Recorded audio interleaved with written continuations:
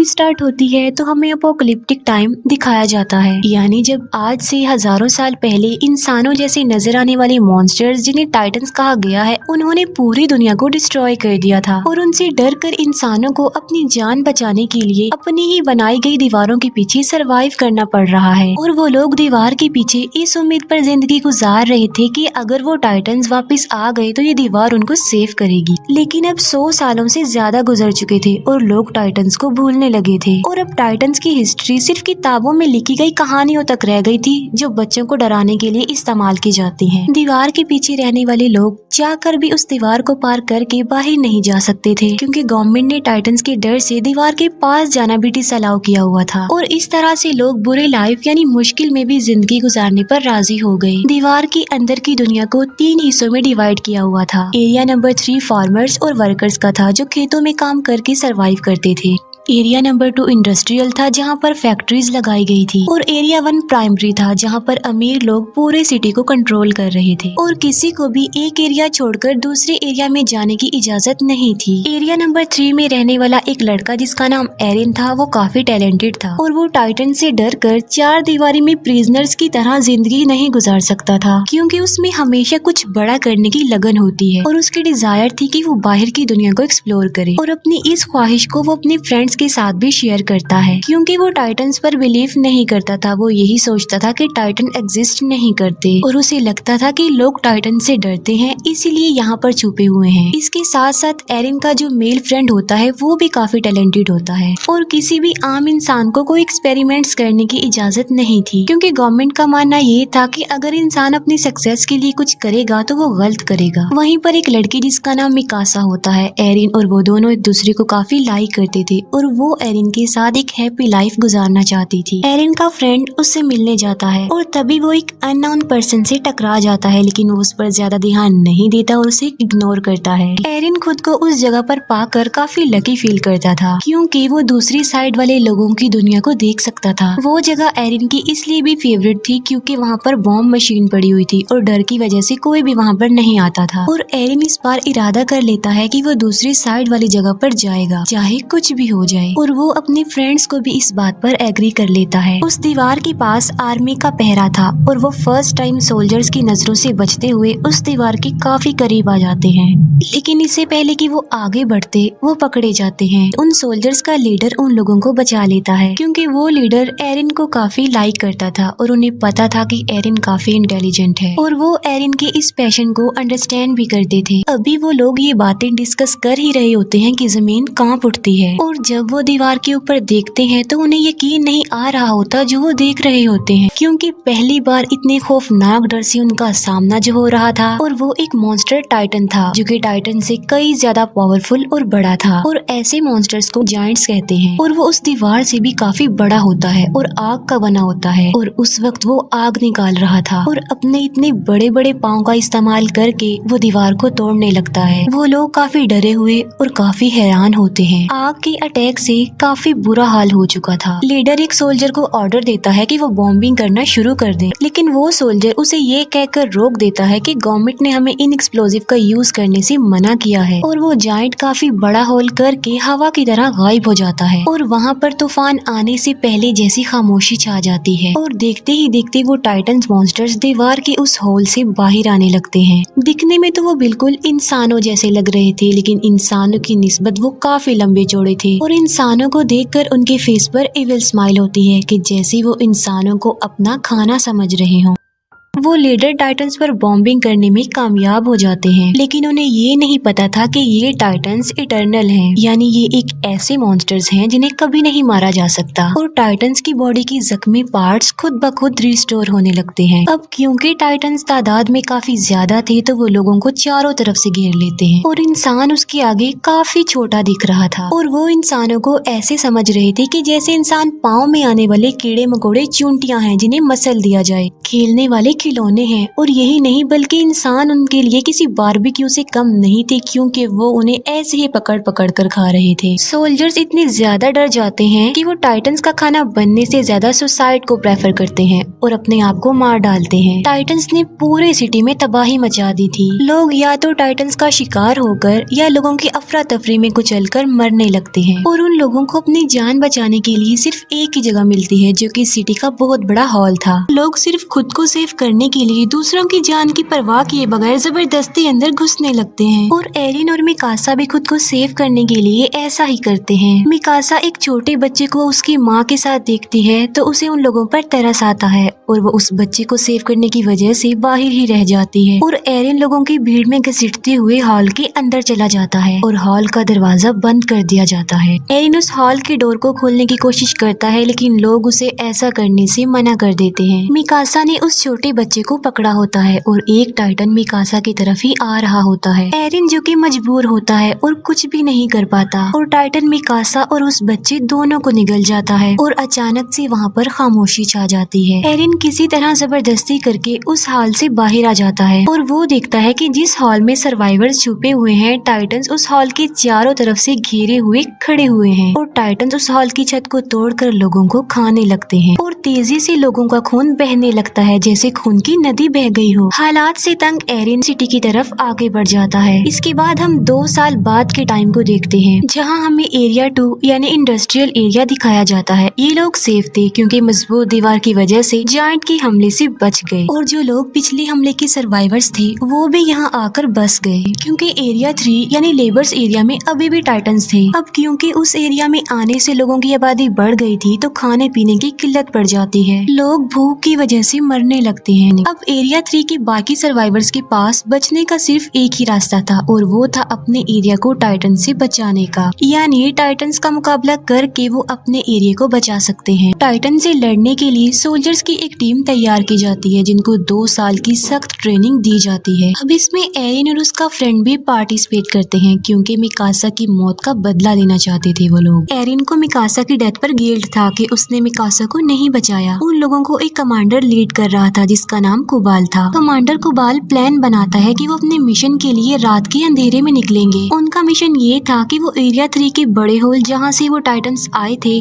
उसे ब्लास्ट की मदद से बंद करने का। प्लान के अकॉर्डिंग वो हॉल के ऊपर वाले पार्ट पर ब्लास्ट करेंगे, जिससे होगा ये कि वो टूटा हुआ मलबा नीचे गिरेगा और उससे वो हॉल बंद हो जाएगा। और क्योंकि वो दीवार काफी मजबूत है तो ब्लास्ट के बावजूद भी टाइटन्स वहाँ से नहीं आ पाएंगे और अगर वो इस मिशन में सक्सेसफुल हो गए तो वो उन टाइटन्स को मार सकते हैं। और उन लोगों की आखिरी उम्मीद यही एक्सप्लोजिव था, यानी इस मिशन में या तो वो मार डालेंगे या मारे जाएंगे। वेपन्स हेड सब सोल्जर्स को अपने बनाए गए खास न्यू वेपन के बारे में बताती है जिसकी मदद से वो हवा में उड़ सकते हैं, क्योंकि उन्हें पता चल चुका था कि टाइटन्स की नेक पर अटैक करके उन्हें मारा जा सकता है और वो टाइटन्स दोबारा जिंदा भी नहीं होंगे। प्लान के मुताबिक वो रात के अंधेरे में अपने मिशन के लिए निकल जाते हैं, लेकिन अपने टारगेट तक पहुंचने से पहले ही उन्हें रास्ते में कुछ अजीब फील होता है और वो लोग चेक करने के लिए जाते हैं कि आखिर क्या गड़बड़ है। वो समझते हैं कि वो सिर्फ काउस की आवाज है और जब उन्हें रियलाइज होता है कि सब ओके है तो वो चल पड़ते हैं। फिर एक लेडी को किसी छोटे बच्चे के रोने की आवाज सुनाई देती है और वो सोचती है कि बच्चा मुसीबत में है और उसे हेल्प की जरूरत है और वो उसकी हेल्प करने के लिए आगे चेक करने के लिए जाती है। एरिन भी उसके पीछे पीछे जाता है और जब उन्हें बच्चा मिल जाता है तो वो देखते हैं कि ये तो टाइटन का बच्चा है और वो जायंट बच्चा उन्हें पकड़ने की कोशिश करता है और नीचे गिर जाता है और नीचे गिरते ही वो जोरों से रोने लगता है। उसकी आवाज सुनकर सब टाइटन्स जाग जाते हैं और उधर आने लगते हैं और उन लोगों को घेर लेते हैं और अब वो लोग काफी बड़ी मुश्किल में फंस चुके थे क्योंकि उनका सेल्फिश कमांडर कुबाल उन्हें इस मुसीबत में छोड़कर वेपन्स वाली गाड़ियां लेकर वहाँ से भाग चुका था। एरिन के फ्रेंड को टाइटन्स पकड़ लेते हैं लेकिन वो दूसरा सोल्जर आकर उसे बचा लेता है और अब वो लोग पूरी तरह से टाइटन से घिर चुके थे और अचानक से वहाँ पर टैलेंटेड टाइटन्स का शिकारी शिकीशिमा वहाँ पर आता है और उसने तकरीबन 10 से 15 टाइटन्स को मार डाला था और शिकीशिमा के साथ एक और बहादुर सोल्जर थी और वो थी मिकासा। जी हाँ, वो जिंदा थी। दोनों मिलकर बहादुरी से अपने फास्ट वेपन्स का यूज करके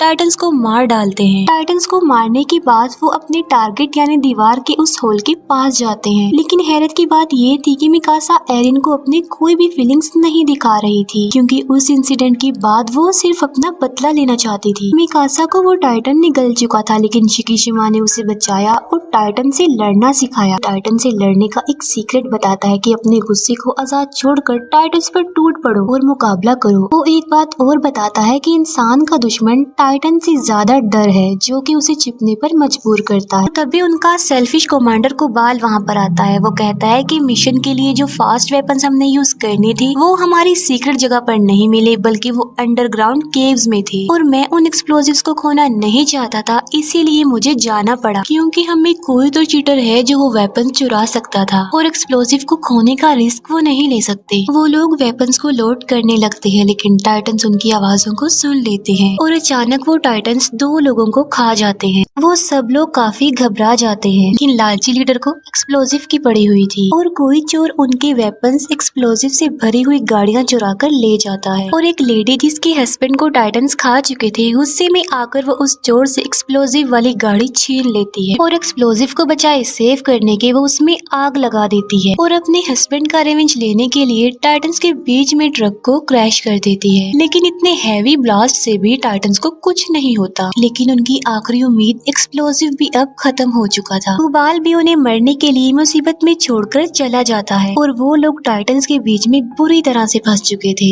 एरिन भी अब हिम्मत हार चुका था, लेकिन फिर उसे शिकीशिमा की गुस्से वाली बात याद आ जाती है और वो अपने गुस्से को आजाद छोड़कर टाइटन से मुकाबले के लिए जाता है और वो उन टाइटन्स का मुकाबला करते हुए कुछ टाइटन्स को मारने में कामयाब भी हो जाता है। और फिर फाइट के दौरान टाइटन से मुकाबला करते हुए उसका एक पाँव टूट जाता है और एक टाइटन एरिन के फ्रेंड को पकड़ लेता है। सब लोग एरिन के फ्रेंड को बचाने के लिए लड़ते हैं ताकि वो टाइटन उसे निगल ना जाए। एरिन अब पूरी तरह से हिम्मत हार चुका था और वो डिसअपॉइंट हो चुका था कि वो किसी भी तरह लोगों की हेल्प नहीं कर पा रहा है, लेकिन वो फिर भी हार ना मानते हुए हिम्मत करके उठता है और बिल्कुल ठीक वक्त पर वो अपने फ्रेंड को उस टाइटन का खाना बनने से बचा लेता है। लेकिन उसे सेव करते करते वो अपना एक हाथ भी खो बैठता है और आखिरकार एक टाइटन उसे निगल लेता है और एरिन देखता है कि वो इस खतरनाक टाइटन के पेट में आ चुका है और आहिस्ता आहिस्ता डाइजेस्ट हो रहा है। ये देखकर मिकासा कंट्रोल से बाहर होकर उस टाइटन पर अटैक कर देती है, लेकिन किस्मत उनका साथ नहीं दे रही थी और मिकासा क्रैश हो जाती है क्योंकि उसका गियर खराब हो चुका था। और अब मिकासा को अपनी मौत अपने सामने नजर आ रही थी क्योंकि वही टाइटन उसकी तरफ भी आ रहा था।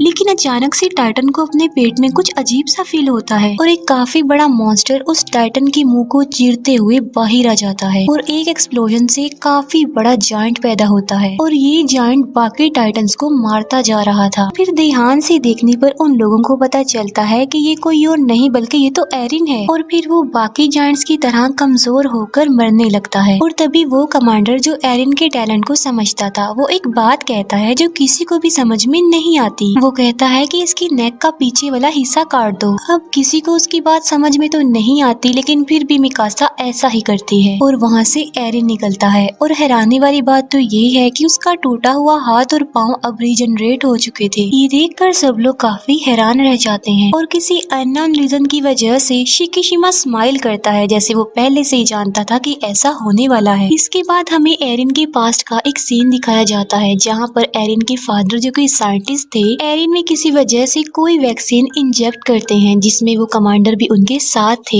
एरिन की मदर उन लोगों को ऐसा करने से मना करती है, जिसके जवाब में वो कहते हैं कि इस वैक्सीन की वजह से एरिन बड़े होकर लोगों की जिंदगी बचाने में एक बड़ा रोल अदा करेगा। इतनी ही देर में कुछ गवर्नमेंट ऑफिसर्स उनके दरवाजे पर नॉक करते हैं और एरिन के फादर एरिन और उस कमांडर को एक रूम में छुपा देते हैं। उन गवर्नमेंट ऑफिसर्स में कुबाल भी शामिल था और उन लोगों को पता चलता है कि एरिन के फादर किसी खुफिया एक्सपेरिमेंट्स पर काम कर रहे हैं और आम लोगों को तो किसी इन्वेंशन एक्सपेरिमेंट्स की इजाजत नहीं थी। और पनिशमेंट के तौर पर वो ऑफिसर्स एरिन के पेरेंट्स को अरेस्ट करके ले जाते हैं और साथ ही उनके एक्सपेरिमेंट्स को भी जला दिया जाता है। और यही वजह थी कि वो कमांडर एरिन को इतना लाइक करते थे उसकी इस खूबी की वजह से। और उन्हें ये भी पता था कि इस वैक्सीन की वजह से एरिन और ज्यादा पावरफुल बन गया ताकि वो लोगों की जिंदगियों को सेव कर सके। एरिन की आँख खुलती है तो वो देखता है कि कुबाल ने उसे कैद किया हुआ है। और एरिन को खुद भी इस बात पर यकीन नहीं आ रहा था कि क्या वो वाकई एक जायंट भी बदल गया था, लेकिन साथ साथ उसे खुद पर प्राउड भी फील हो रहा था कि आखिर उसमें एक ऐसी खूबी है जो कि टाइटंस के खिलाफ इंसानों की मदद करने में इम्पोर्टेंट रोल अदा कर सकती है। लेकिन एरिन कोबाल के लिए एक खतरा था जिसकी वजह से वो उसे प्रिजनर बना के रखता है, क्योंकि वो सोचता था कि इंसानों को नए एक्सपेरिमेंट्स और इन्वेंशन करने की कोई जरूरत नहीं है, बल्कि इंसानों को डरपोक बनकर डरते हुए ही उस दीवार के पीछे जिंदगी गुजारनी चाहिए। वो कमांडर जब एरिन की फेवर में बोलता है तब कोबाल उसे शूट करके मार डालता है, लेकिन मरने से पहले वो कमांडर एरिन को एक राज की बात बताता है कि कोबाल ही तुम्हारे पेरेंट्स का कातिल है। ये सुनते ही एरिन और उसके साथी कोबाल के अगेंस्ट हो जाते हैं और तभी अचानक से वहाँ पर पावरफुल जायंट जंप करके आ जाता है और वो आते ही सबसे पहले एरिन को पकड़ लेता है। वो लोग उसे रोकने की कोशिश करते हैं लेकिन वो सबको अपने रास्ते से हटा रहा था। वो एरिन के एक फ्रेंड को भी मारने की कोशिश करता है लेकिन मिकासा उसे ऐसा करने से रोक देती है और ऐसा लग रहा था कि शायद वो मिकासा की बातों को अंडरस्टैंड कर रहा था और वो एरिन को अपने साथ लेकर निकल जाता है और इस सारी फाइट पे कोबाल मारा जाता है। अब क्योंकि एरिन भी उनके पास नहीं था तो उन्हें समझ में नहीं आ रही थी कि क्या किया जाए। फिर एरिन के फ्रेंड को याद आता है कि उनके पास अभी भी एक एक्सप्लोजिव है जिसे वो यूज करके अभी भी अपना मिशन पूरा कर सकते हैं और वो सब लोग बॉम्ब को रिकवर करने के लिए एरिया 3 में चले जाते हैं। एरिन की आंख एक काफी बड़े और अजीब से रूम में खुलती है और उस रूम में कुछ चीजों के अलावा शिकिशिमा भी था और यहाँ पर शिकिशिमा बहुत सी बातों को रिवील करता है कि ये टाइटन्स इंसानों के ही बनाए गए हैं जिनको किसी और ने नहीं बल्कि एरिन के फादर ने ही बनाया था और उन्होंने ये टाइटन्स आर्मी वेपन्स के लिए बनाए थे, लेकिन उनका एक्सपेरिमेंट फेल हो जाता है जिसका बैड इम्पैक्ट ये पड़ा कि वायरस तेजी से इंसानों में फैलता गया और इंसान तेजी से टाइटन्स में बदलते गए और उन्होंने दुनिया में तबाही मचा दी।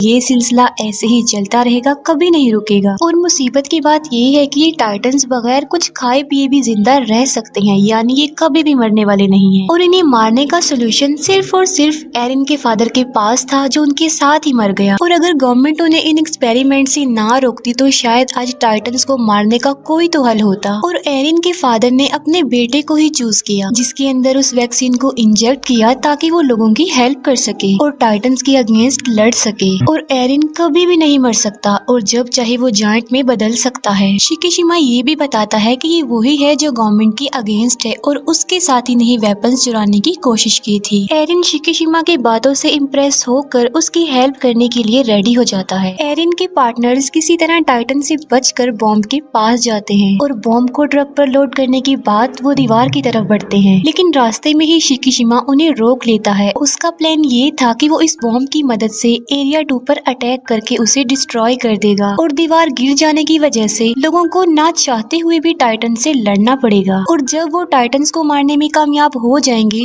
तो वो लोग बाद में गवर्नमेंट को ही खत्म कर देंगे, क्योंकि गवर्नमेंट की वजह से ही उन्हें इन हालात का सामना करना पड़ रहा है। लेकिन एरिन और उसके फ्रेंड उसकी इस बात पर इसीलिए एग्री नहीं कर रहे थे क्योंकि इसमें बेकसूर लोग मारे जा सकते थे और इसीलिए एरिन और शिकिशिमा में फाइट हो जाती है। शिकिशिमा जल्दी से खुद को मार कर जायंट में तब्दील कर लेता है और यहाँ पर हमें ये पता चलता है कि शिकिशिमा में भी वो खूबी थी कि वो टाइटन बन सकता था और ये वही जायंट था जो एरिन को किडनैप करके ले गया था। और टाइटन बनने के लिए उन्हें अपनी ही जान लेनी पड़ती है और जब वो एक बार टाइटन बन जाते हैं तो उनकी असली बॉडी नेक के पीछे टाइटन वाले रूप को कंट्रोल करती है। लेकिन इन जायंट्स की लाइफ टाइटन्स की निस्बत काफी कम होती है क्योंकि ये वैक्सीन से बने होते हैं, क्योंकि बाकी टाइटन्स वायरस फैलने से बने थे इसीलिए वो नहीं मरते। एरिन और शिकिशिमा के बीच जोरदार फाइट होती है। शिकिशिमा एरिन पर भारी पड़ जाता है लेकिन बाद में एरिन अपनी फाइटिंग स्किल से शिकिशिमा को हरा देता है और एरिन प्लान के मुताबिक बॉम्ब को दीवार के ऊपर वाले पार्ट में ब्लास्ट करने में कामयाब हो जाता है। और तब वो सब हैरान रह जाते हैं ये जानकर कि कोबाल मरा ही नहीं था और वो कहता है कि एरिन को मेरे हवाले कर दो, क्योंकि वो नहीं चाहता था कि कोई भी इंसानों की हेल्प करे, बल्कि इंसानों को डर कर दीवारों के पीछे ही छुपे रहना चाहिए। और गुस्से में आकर एक फीमेल सोल्जर कुबाल को मार डालती है। और यहाँ ये बात भी रिवील हो जाती है कि मूवी के स्टार्ट में हमने जो टाइटन यानी जो किंग जायंट देखा था वो कोई और नहीं बल्कि वो कुबाल था। कुबाल जायंट में बदल कर उनके मिशन को रोकने की काफी कोशिश करता है। तब शिकिशिमा उनकी हेल्प करने पर एग्री हो जाता है और अपनी जान की परवाह किए बगैर बॉम्ब को किंग टाइटन यानी कुबाल की मुंह में घुसा देता है और वहाँ पर एक्सप्लोजन की वजह से किंग टाइटन की मौत हो जाती है और एक्सप्लोजन की वजह से बनने वाले मलबे से वो बड़ा सा होल भी बंद हो जाता है। वो सब लोग काफी खुश हो जाते हैं क्योंकि वो अपने मिशन को अचीव कर चुके थे और एरिन और मिकासा का समंदर और उड़ते हुए बर्ड को देखकर ड्रीम पूरा हो जाता है और उनके ड्रीम के साथ ही मूवी यहीं पर एंड हो जाती है।